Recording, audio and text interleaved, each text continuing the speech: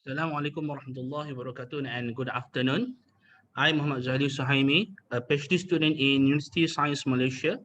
Today, I would like to share the finding from my research team study on the topic of health-related markers associated with physical activity level in adults, a fitness promotion campaign. In 2018, the World Health Organization initiated a strategic plan to curb the prevalence of physical inactivity across the country by 10% and 30% by the year 2025 to 2030 respectively. However, the recent survey by the organization indicated that globally 80% of adults are still inactive. Similarly, a survey on a Malaysian adult demonstrated that 25% of respondents are physically not active. Although the survey data could provide useful information, however, it is prone to subjectivity. Therefore, the current study was aimed at objectively evaluating the physical activity level of the Malaysian adult with respect to the health-related markers. For the method, let me brief the flowchart of the study design. A total of 232 participants were recruited in the study. Individuals with acute heart disease or chronic diseases such as diabetes mellitus, hypertension, and renal failure were excluded from the study. The selected participants were asked to complete a demographic form and a short form of International Physical Activity Questionnaire, IPEC. IPEC was used to categorize the PA level of the participant into high, moderate, and low categories. The participant then undergone an anthropometric measurements. The height of the participant was measured by using body meter, and the weight, body fat percentage, visceral fat percentage, muscle mass, and body mass index and basal metabolic rate of the participant were measured by using bioelectrical impedance analyzer. The resting heart rate and the blood pressure of the participants were measured by using Omron automatic blood pressure. Finally, the participant performed the health-related markers measurements. 1 minute push-up and 1 minute sit-up were used to determine the muscular endurance, whereby the 20-meter multi-stage shuttle run were used to determine maximum oxygen consumption of the participant. All the measurements were recorded in the collecting form, and the data of the study was statistically analyzed by using discriminant analysis. Discriminant analysis was used to ascertain the differences between PA level based on the health-related indicator. The statistical analysis was conducted using Excel Stat 2014. The differences were considered significant when the P value is less than 0.05. Okay, table 1 shows the health-related marker of the participants. The value presented as mean and standard deviation.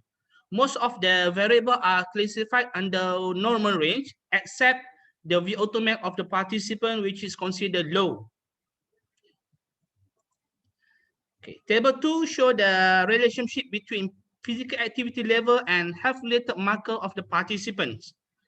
The results show that the PA level of participants were significantly differentiated by body fat percentage, resting heart rate, muscular 1 minute push-up, 1 minute sit-up, and VO2 max of the participant.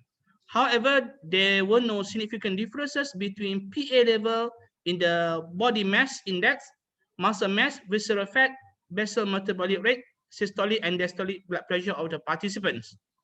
If we look at the mean of the body fat percentage of each group, the moderate PA level group possess the highest body fat percentage, and the high PA level group possess the lowest body fat percentage. The finding is in line with some previous study where the people with low or moderate PA level is associated with a high body fat percentage.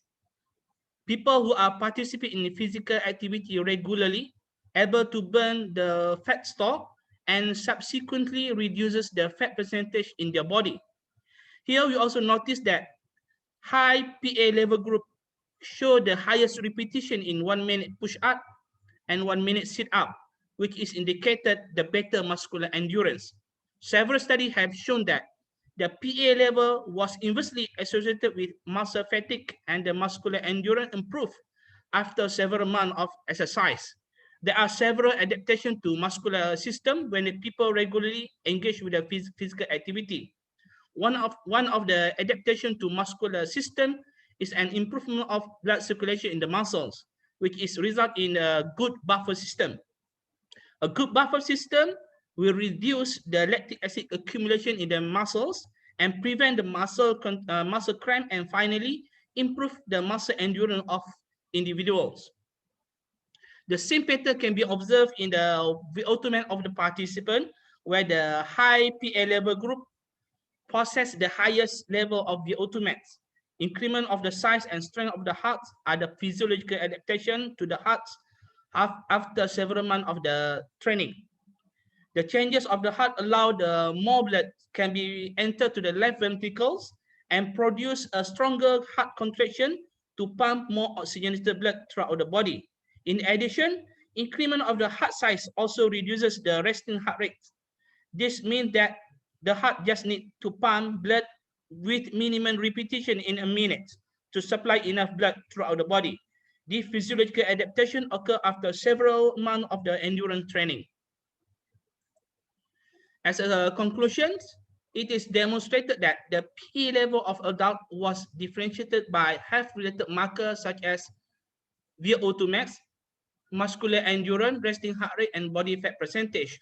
However, the BMI, muscle mass, visceral fat, basal metabolic rate, and systolic and diastolic blood pressure did not differentiate the PA level of the participant.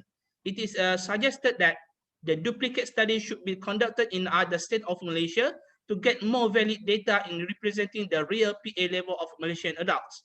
It also recommended that the future study should be conducted in different group and population in the said country.